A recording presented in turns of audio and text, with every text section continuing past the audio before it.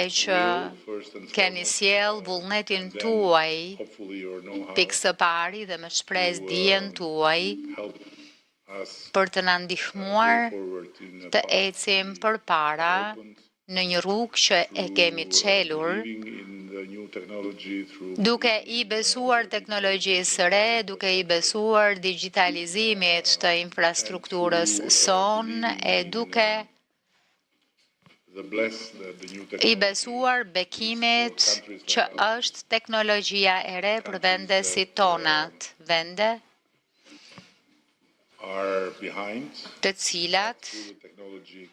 janë pas, por që përmes teknologjisë mund të bëjnë një kërcim përpara dhe mund të bëjnë gjëra që ndonjëherë vendet e mëdha, shumë më të zhvilluara, shumë më të suksesshme në mënyrat e vjetra e kanë më të vështirë të bëjnë.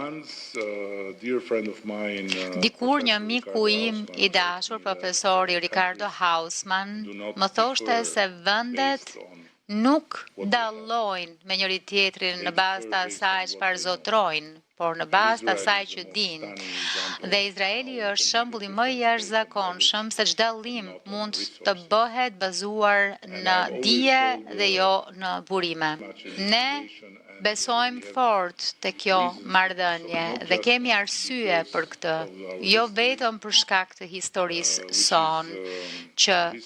është një histori e lidhjes së krijuar në kohët më të errëta për popullin hebre, kur Shqipëria